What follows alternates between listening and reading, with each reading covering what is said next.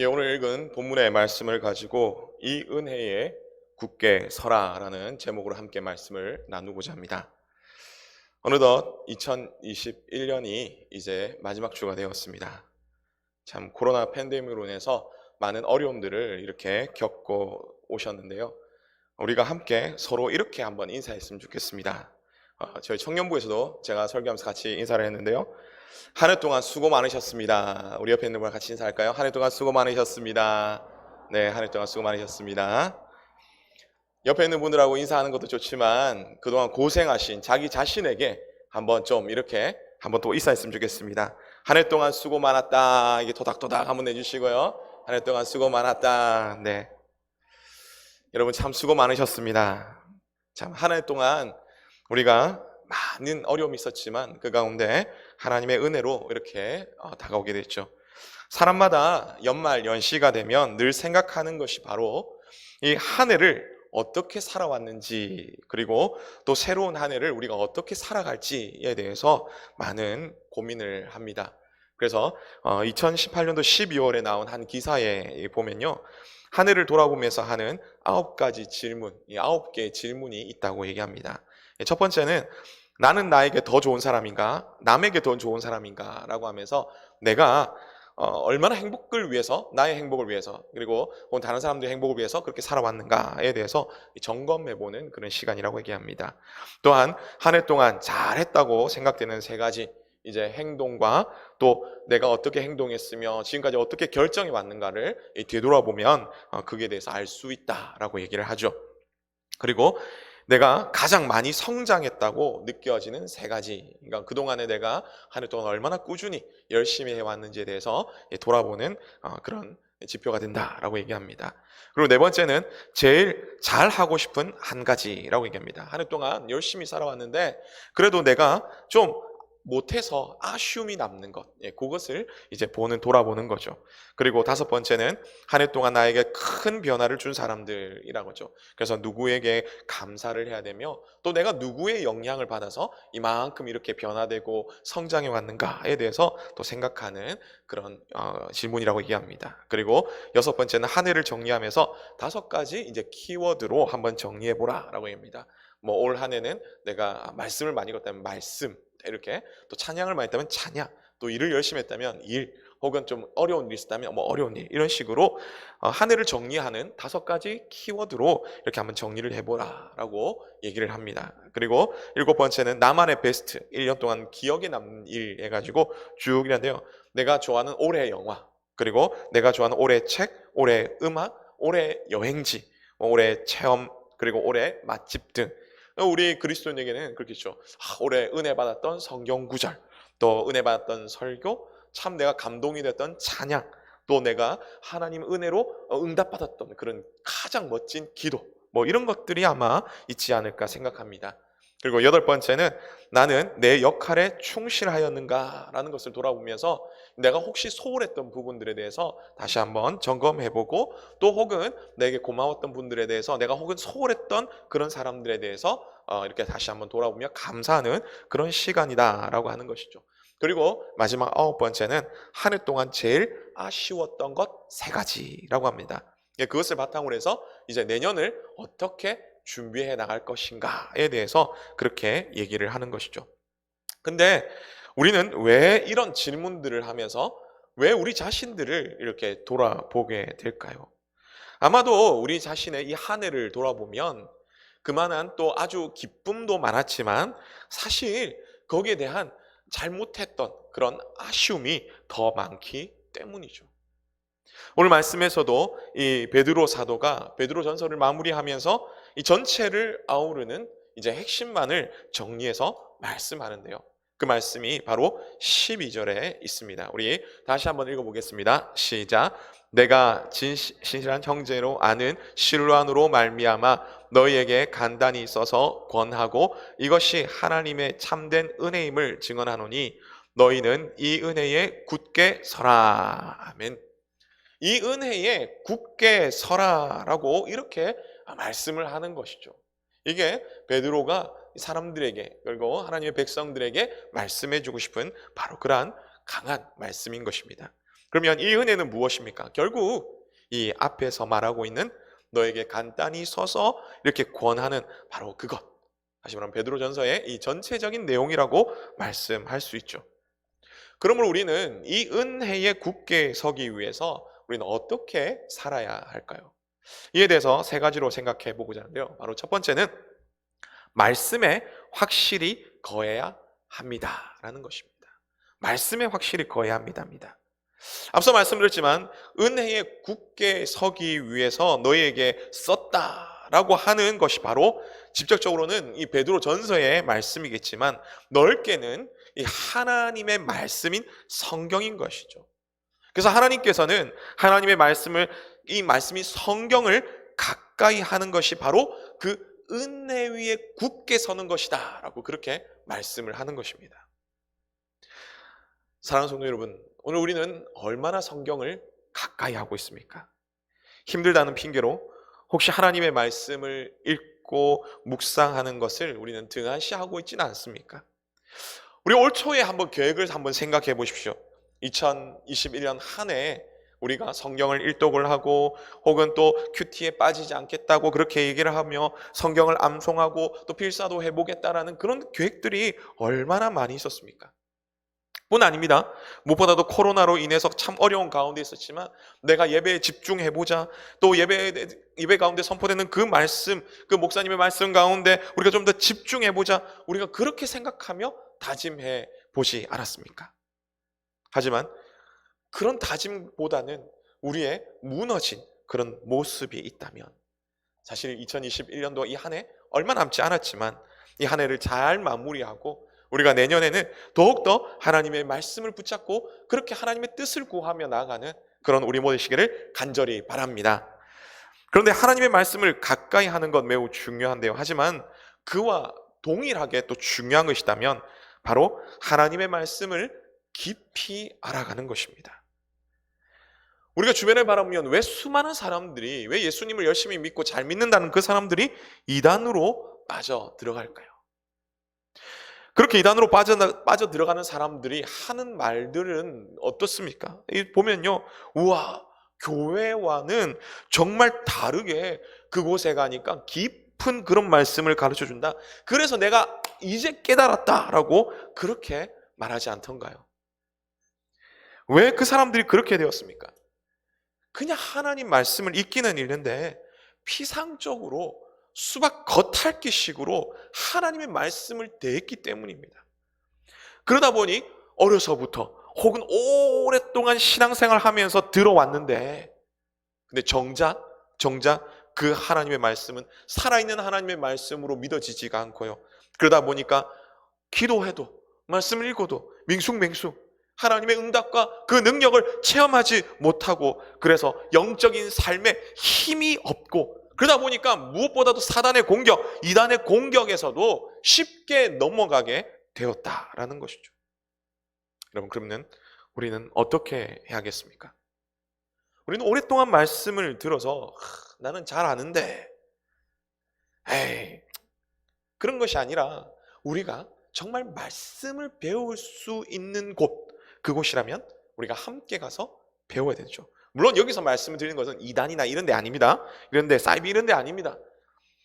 교회 안에서, 그리고 검증된 기독교 방송을 통해서 우리가 말씀을 배울 수 있는 그런 기회가 있다면 하나님의 말씀을 더 알기 위해서 우리는 노력해야 하는 것입니다. 이것은 기성세대뿐만 아닙니다. 다음 세대들 역시 마찬가지죠. 바쁘다는 핑계로 나 하나님 말씀 잘 안 배워, 나중에 배우면 되겠지, 우리가 좀 더 어른이 되어서 좀 안정적이면 배우면 되겠지. 아닙니다. 그런 거 아닙니다. 왜냐하면 이 이단들은요, 사단은 다음 세대를 더 노리고 있습니다. 기성세대는요, 그래도 어느 정도 이렇게 가치관이 형성되어 있기 때문에 이렇게 넘으면 쉽게 넘어가지 않습니다. 하지만 다음 세대들은 가치관이 정립되고 있는 그런 가운데 있기 때문에 자칫 잘못하면 쉽게 넘어갈 수 있게 되는 것이죠. 여러분, 유대인이나 기독교인 중에서도 하나님의 말씀을 제대로 알지 못했기 때문에 일어나는 비극들이 많이 있습니다. 여러분, 우리가 잘 아는 다윗과 같은 사람은 어떻습니까? 하나님을 믿는다는 유대인이었습니다. 그런데 그가 진화론을 주장하고 나섰고요. 그 이후에 후대에 많은 영향력을 미쳐서 하나님을 버리게 되고 하나님을 떠나게 되는 그런 일들을 했습니다. 여러분 잘 아시는 니체라는 사람. 이 사람은 하나님은 죽었다라고 얘기를 했죠. 그런데 이 사람이 가만히 보니까 기독교 집안에서 태어났습니다. 심지어 신학 공부도 했습니다. 하지만 그는 말하기를 신은 죽었다라고 그렇게 말하면서 그 외침이 많은 사람들에게 영향을 미쳐서 하나님을 떠나게 만들었다라는 것이죠. 세계 제2차 대전을 일으켰던 독일의 아돌프 히틀러, 여러분 잘 아시죠? 우리가 볼 때는 얼마나 나쁜 사람입니까? 그런데요, 그 사람이 초기에 쓴 나의 투쟁이라는 그런 책에 보면요, 그리고 또 초기에 연설했던 그 연설들을 보면 그는 자신이 기독교인임을 분명히 말하고 있더라는 것이죠. 하지만 그 이후에 어떻게 됐습니까? 수많은 유대인들을 학살했고요, 수많은 사람들을 전쟁으로 죽음에 이르게 한 그런 이 세상에서 어떻게 보면 굉장히 악한 사람들 중에 손에 꼽힐 정도로 악한 사람으로 평가되고 있는 바로 그런 사람입니다. 또한 하나님의 말씀에 확실히 거한다는 것. 이것은 우리가 알고 읽고 또한 깊이 아는 것을 넘어서서 이제 삶으로 드러나야 하는 것이죠. 여러분, 이 어린아이가 한 명 있습니다. 생각해 봅시다. 이 아이가 영어를 굉장히 잘한다고 자기가 막 얘기합니다. 그런데 막상 외국인을 탁 만나니까 한마디도 못합니다. 여러분, 영어를 잘하는 것일까요? 영어 책을 읽으라고 탁 던져줬습니다. 근데 제대로 읽지 못합니다. 영어를 잘하는 걸까요? 아니겠죠. 수학을 한번 생각해 볼까요? 자신은 수학을 잘한다고 얘기합니다. 그래서 수학 문제를 이렇게 탁 풀어보라고 던져줬더니 풉니다. 근데 점수를 매겨보니까 다 틀립니다. 그러면 그 수학을 잘하는 걸까요? 자신은 수학을 잘한다고 합니다. 그런데 아닌 것이죠. 결국 안다는 것은 속으로 나 잘한다, 나 다 안다, 그게 아니죠. 겉으로 드러나야 된다는 것입니다. 하나님의 말씀을 잘 안다는 것도 그냥 속으로 나 많이 읽었어, 나 잘 알아, 이게 아니고 하나님 말씀이 무엇이냐라고 물어보고 다른 사람들이 얘기할 수 있는, 그런 물어본다면 바로 그렇게 얘기할 수 있는 그런 모습으로 나와야 되는 것이고요. 또한 하나님의 말씀을 실천하며 삶으로 나타나는 그런 모습으로 나와야 된다는 것입니다. 그리스도인으로서 우리는 하나님의 말씀에 대해 그 말씀대로 순종하며 살아가고 있습니까? 삶 속에서 늘 하나님의 말씀이 우리의 기준이 되어서 하나님이 가라고, 그 말씀이 가라고 하면 가고 서라면 서고 있습니까? 오랫동안 신앙생활을 하고 또 성경에 대해서 많이 들었다고 해가지고 하나님의 말씀을 잘 안다고 그렇게 착각하지 마시기 바랍니다. 하나님을 사랑한다면 그 사랑을 표현하시고 하나님의 말씀을 잘 안다면 그 말씀대로 순종해 나가시는 그런 우리 모두의 시기를 간절히 바랍니다. 오늘 우리 담임 목사님 설교에서 들었죠. 설교에 정말 목사님도 기뻐하시는 이 설교자들이 참 좋아하는 것이 바로 사람들이, 우리 성도님들이 말씀대로 살려고 노력하는 이런 부분입니다. 우리 가운데 그런 모습이 나타나야 되겠죠. 말씀에 확실히 거해야 합니다. 말씀을 가까이 해야 되는 거죠.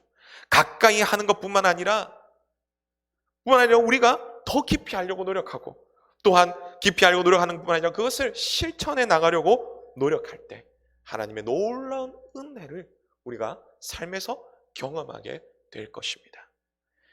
우리의 이런 삶 가운데 하나님의 은혜가 넘쳐나시기를 간절히 원합니다. 다음으로 하나님의 은혜에 굳게 서기 위해서 어떻게 살아가야 할까요? 두 번째는 영적 지도자와 친밀하게 지내야 합니다. 영적 지도자와 친밀하게 지내야 되는 것이죠. 베드로 사도는 이 은혜 위에 굳게 서라고 그렇게 말씀하고 난 뒤에 13절에서 이렇게 말씀합니다. 우리 함께 읽겠습니다. 시작. 택하심을 함께 받은 바벨론에 있는 교회가 너희에게 문안하고 내 아들 마가도 그리하느니라. 아멘. 이 택하심을 함께 받은 바벨론에 있는 교회가 너에게 문안한다라고 말씀하시면서 또한 아들 마가도 너에게 함께 문안한다라고 그렇게 말씀하는 건데요. 먼저 여기서 마가에 대해서 잠깐 생각해 보면요. 마가는 누구인가라고 할 때 여러분도 잘 아듯이, 그리고 많은 학자들이 인정하듯이 마가는 이 마가복음을 기록한 요한 마가입니다. 성경에서 이 베드로가 요한 마가와 함께 했다는 것이 사도행전 12장 12절에서 17절에 말씀하고 있는데요. 이 베드로가 이제 옥에서 나와서 이제 거할 곳을 찾다가 이 마가의 어머니가 거하는 그 집에 이렇게 함께 거하게 되면서 이제 마가를 만나게 되는 것입니다. 이 뒤후에 친분이 어떻게 형성되었는지는 정확하게 알 수는 없지만, 그러나 그곳에 머물면서 굉장히 신앙적으로 이렇게 깊은 교제를 나눴다고 하는 것이 바로 골로새서와 빌레몬서 그리고 디모데후서에서 그렇게 말씀하고 있는 것이죠. 그런 관계 속에서 베드로 사도는 마가를 믿음의 아들로 이렇게 받아들였으며, 이후에 노사도인 이 베드로로부터 예수님의 생애에 대해서 관해서 열심히 듣게 되어서 이 마가복음을 기록하게 되었다라고 말하고 있는 것입니다. 당시 이 베드로 사도는 이 야고보 사도와 함께 교회에서 가장 영향력이 있던 바로 그런 사람이었습니다. 그런 사람의 이 믿음의 아들로 인정받을 정도면 당시 교회 안에서 얼마나 큰 영향력들을 끼치고 있겠습니까? 차세대 지도자였던 것이죠. 그런 마가가 이제 흩어져서 고난을 받던 이 그리스도인들에게 문안한다는 것은 다음 세대의 지도자로서 이제 이 교회를 돌아보고 있다라는 것을 말하고 있는 것입니다. 그리고 베드로 사도가 이렇게 마가를 소개하는 것은 그러한 그리스도인들과 이 마가가 하나님 안에서 서로 좋은 영향력을 주고 받기를 원했던 것이죠. 여기서 우리가 생각하게 되는 것이 바로 영적 지도자와의 어떤 친밀한 관계를 말할 수 있는 겁니다. 성경을 바라보면요, 이 영적인 지도자와 어떤 친밀한 관계를 맺으려고 했던 그런 사람들이 많이 나옵니다. 그리고 그들이 어떻게 하나님 앞에 들어 쓰였는지를 대해서도 말하고 있는 것이죠. 아브라함이 하나님과 함께 계심을 바라보면서 이 그랄 왕 아비멜렉이라는 사람이 이 자신에게도 그런 복이 임하기를 바라면서 함께 하기를 원했던 것을 우리는 말씀을 통해 알고 있습니다. 또한 모세와 함께 지냈던 이 여호수아가 이 지도자 모세를 보면서 하나님을 섬기는 법을 그렇게 배우게 되었고, 결국 하나님의 은혜로 이스라엘의 다음 지도자로 서게 된 것이죠.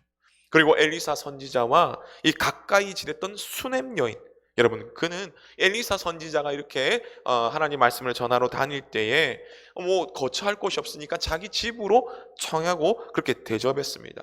이후에 그렇게 지나갈 일이 있으면 우리 집에 오십시오라고 내가 대접하겠습니다. 계속 그렇게 대접을 했던 거죠. 그런 가운데 이 가정에 아이가 없었습니다. 하나님께서 은혜를 베푸셔서 아이를 얻게 되었죠. 뿐만 아닙니다. 갑작스런 그 아이의 죽음에 너무나 슬픔이 컸지만 하나님께서는 이 엘리사 선지자를 통해서 다시 살리시는 그런 놀라운 은혜도 주셨다는 것입니다. 그 외에도 많은 사람도 있지만 하나만 더 언급하자면 바로 다윗이요. 그 다윗과 가까이 했던 수많은 그 특별히 한 3명 혹은 7명의 이런 부하들이 얼마나 인정을 받았든지 하나님 앞에도 인정을 받아서 참 대단한 사람이라고 그렇게 성경에 기록되기까지 했던 것이죠. 여러분, 이처럼 영적 지도자를 중심으로 물질과 시간과 노력을 통해서 어쨌든 섬기든지 그렇게 영적인 지도자와 가까이 하니까 하나님의 복이 그 가운데 임하였던 것입니다. 네, 여기까지 얘기하면 참 열심히 섬기겠구나 이렇게 오해를 하게 되는 것이죠. 목사님들을 열심히 섬기는가? 그렇게 생각할 수도 있습니다. 하지만 오해하지 마시기 바랍니다. 제가 그런 말을 하려는 거 아닙니다. 여기서 영적 지도자는 물론 대표적으로 담임 목사님 비롯한 교육자들이 있겠죠. 하지만 우리가 넓게 보면 장로님들도 권사님들도 집사님들도 심지어 여러분을 생명의 길로 인도한, 여러분을 전도하신 분도 있다는 것을 기억해야 됩니다. 뿐만 아니라 여러분들을 위해서 주변에서 기도해 주시는 그런 영적인 부모 역할을 하는 분들도 있다는 것을 여러분 기억해야 되는 것이죠. 당연히 담임 목사님 비롯한 이 교육자들과 가까이 하도록 노력해야 되는 것이죠. 뿐만 아니라 앞서 말씀드렸던 그런 영적인 지도자들과 가까이 하기 위해서 함께 열심히 노력해야 되는 것입니다. 왜입니까? 하나님은 질서의 하나님이십니다.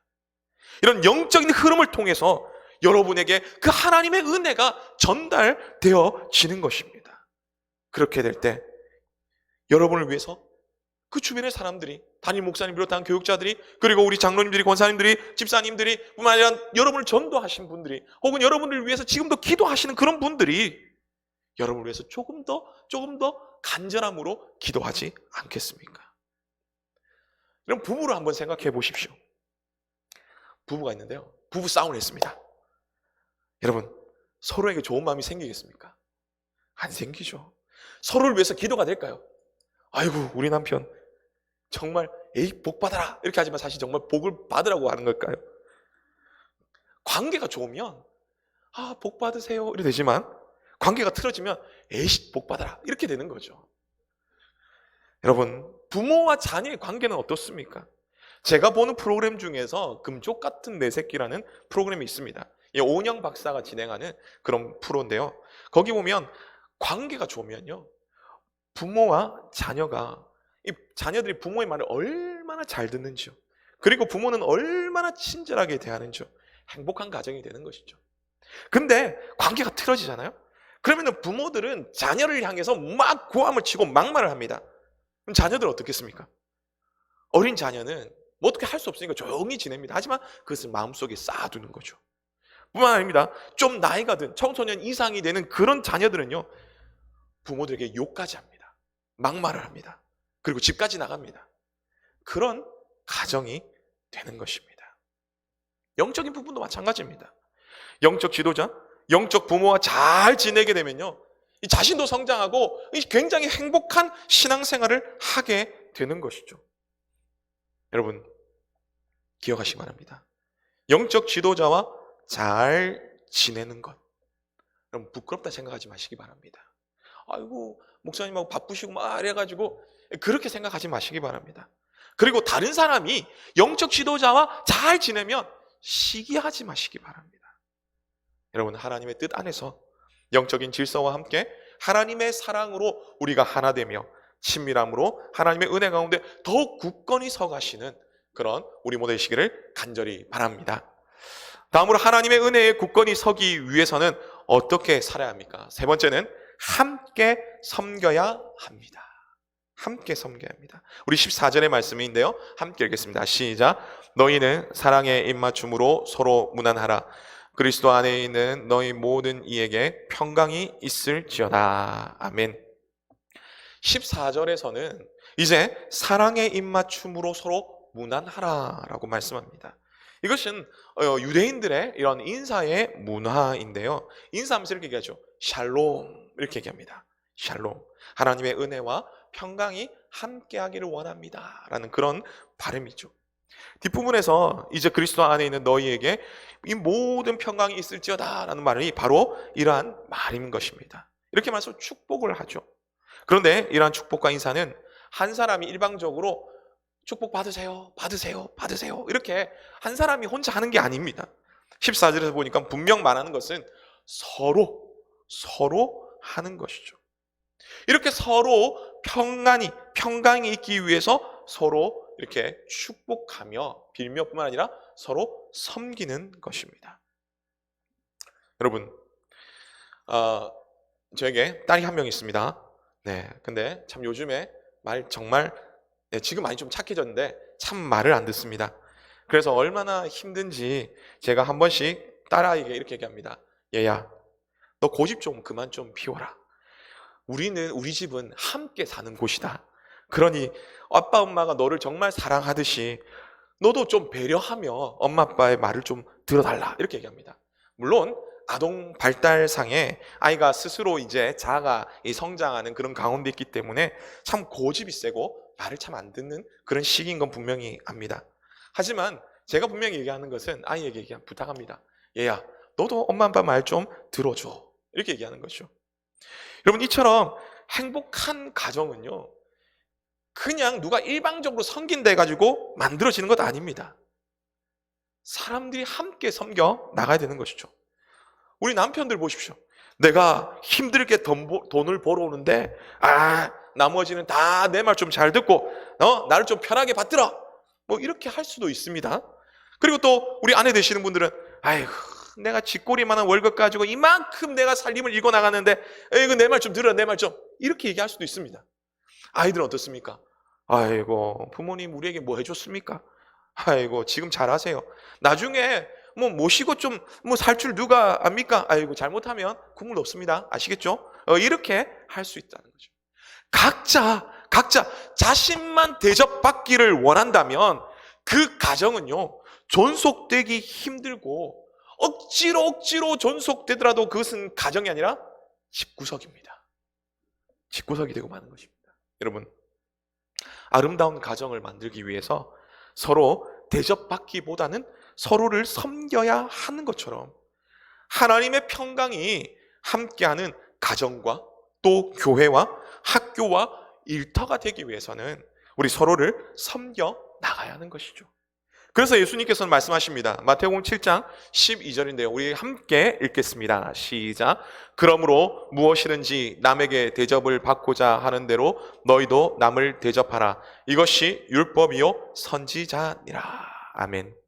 이렇게 우리가 서로 섬김으로 아름다운 믿음의 공동체를 만들어 가시기를 간절히 원합니다. 그래서 이런 공동체 속에 살아감으로 서로 좋은 영향력을 끼치며 하나님의 은혜 가운데에 굳건히 서 가시는 그런 우리 모두 시기를 간절히 바랍니다. 말씀을 맺습니다. 베드로 사도는 베드로 전서를 마무리하면서 하나님의 은혜에 굳게 서기를 이렇게 간절히 바라며 말씀하고 있습니다. 그러기 위해서 우리가 살펴봤듯이 말씀에 확실하게 거해야 됩니다. 그 다음에 두 번째는 영적인 지도자와 친밀하게 지내야 되고요. 그 다음에 세 번째는 함께 서로 섬겨야 함을 말씀을 통해서 우리가 생각했습니다. 이렇게 은혜 위에 굳건하게 설 때에 하나님의 평강이 샬롬의 은혜가 임하게 되는 것이죠. 여러분, 그런데요, 지금 이 베드로 전서를 받고 있는 사람들은 어떤 사람들입니까? 고난 가운데 있는 사람들입니다. 지금 현재 이들은 모르지만 이들 앞에 역사적으로 볼 때 베드로 전서가 전해지고 난 다음에 주후 이 64년 이후에 이제 로마의 대화재가 있었는데요. 그 대화재를 이 로마 황제가 저질렀음에도 불구하고 이 방화범이 기독교인들이다 해가지고 엄청난 박해를 이렇게 주게 되었죠. 여러분, 우리 역시 마찬가지입니다. 당시에는 베드로 전서라는 짧은 편지였지만 오늘 우리 가운데는 구약과 신약이라는 이 66권의 이 내용이 있는 그 하나님의 말씀, 성경을 우리 가운데 주셨습니다. 이것은 영원한 저 천국에 대한 그리고 복에 대한 그 약속을 우리 가운데 주시는 뿐만 아니라 또한 천국에 이 가기까지 또 누리는 그런 복도 분명히 말씀하고 있습니다. 하지만 그렇게 가기까지는 우리 가운데 놓여진 것이 무엇이냐면 고난이 있더라는 것이죠. 고난이 있더라는 것입니다. 그 고난을 믿음으로 하나님의 그 은혜 속에 굳건히 서서 이겨나가라는 것입니다. 이것을 기억하면서 하나님의 은혜를 더욱더 사모하며 믿음 위에 굳건히 서가는 우리 모두가 되시기를 간절히 바랍니다. 2021년을 이제 마지막 주를 보내고 있죠. 우리가 또 이렇게 오늘 이 졸업 예배뿐만 아니라 장학 예배로 드리고 있습니다.